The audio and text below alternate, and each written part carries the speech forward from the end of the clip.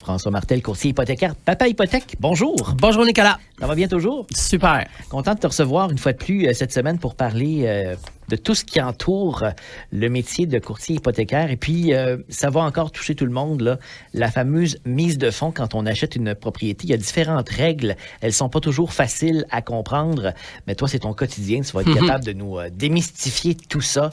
La mise de fonds, là, il y en a une minimale.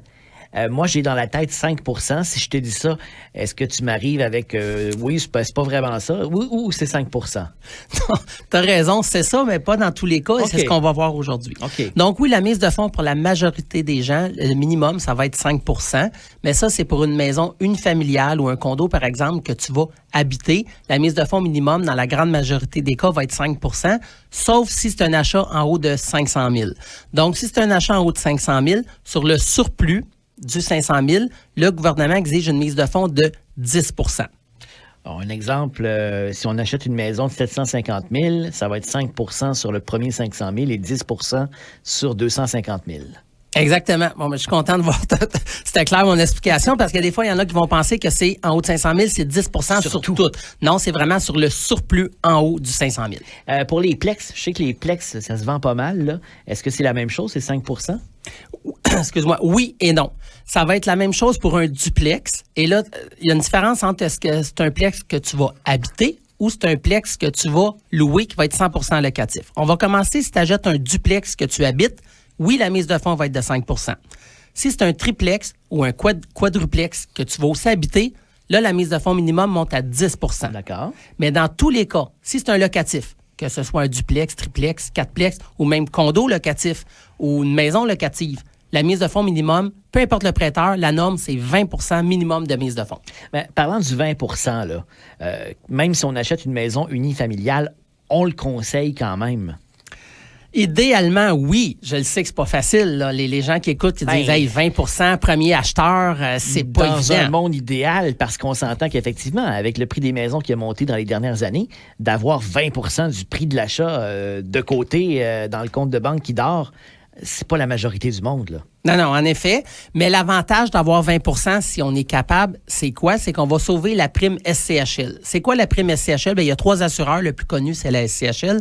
C'est que dans le fond, il y a une loi au Canada. Si tu ne donnes pas 20 % de mise de fonds, tu dois faire assurer ton prêt par un assureur de prêt. Peu importe le prêteur qui va te financer, là, c'est la loi. Tu n'as pas le choix. C'est quoi cette assurance-là? C'est une prime que tu vas payer qui te coûte des milliers de dollars, là, on ne se le cachera pas, qui va être rajoutée à ton hypothèque. Mais c'est pas toi qui es assuré. C'est le prêteur qui est assuré que si tu ne payes pas, reprise de finances, par exemple, comme on entend parler, le prêteur lui perdra rien. C'est l'assureur qui va s'en occuper. Donc, si tu donnes 20 %, tu n'es pas obligé de faire assurer ton prêt, mais en bas de 20 % tu n'as pas le choix et ça coûte très cher. Donc, c'est l'avantage de trouver le 20 %. Quelles sont les principales sources de mise de fonds, là? À part, comme je disais, si on a un gros bas de laine puis qu'on a ça dans notre compte de banque, là, que je suis convaincu que c'est pas la majorité des gens, là.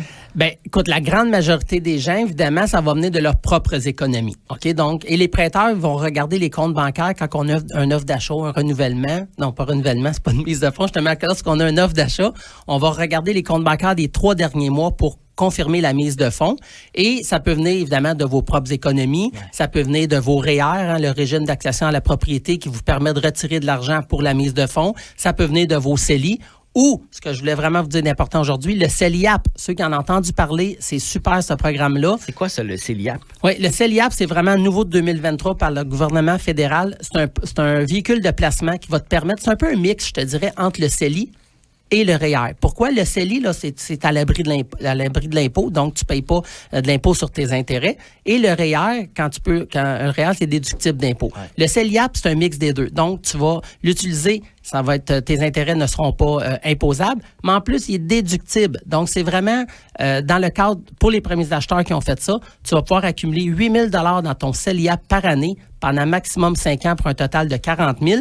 Et à chaque année, l'argent que tu vas mettre, par exemple, ton 8 000, vient déduire ton revenu. Donc, tu vas avoir un retour d'impôt. C'est hyper avantageux pour les premiers acheteurs. Bon, moi, c'est la première fois que j'en entends parler. J'ai l'impression que c'est le cas de bien des gens, mais à première vue, de ce que j'entends, là, de ce que tu nous dis là, Oui. j'ai l'impression que c'est comme tous les avantages de l'un et l'autre. L'avantage du CELI, l'avantage du REER qu'on retrouve finalement dans le CELIAP. Là.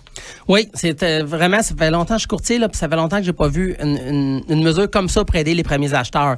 Sauf que oui, idéalement, on remplit, je te dirais, en tout cas, selon mon avis, ton CELIAP, mais après, ben oui, si t'en as encore, tu peux prendre des REER, puis c'est avantageux, puis CELI aussi, c'est avantageux, mais dans un premier temps, les premiers acheteurs qui sont à l'écoute, puis qui pensent acheter une propriété dans les prochaines années, ouvrez un CELIAP, c'est super avantageux. François Martel, on peut t'appeler pour avoir tes conseils puis faire affaire avec toi dans tout ça, là? Oui, je te donne toutes mes coordonnées pour me rejoindre. Mon cellulaire personnel, 514-466-7738. Sur les réseaux sociaux aussi, Papa Hypothèque sur TikTok, Instagram ou Facebook, François Martel, courtier hypothécaire, ou finalement mon site Internet, www.hypothèque avec un K.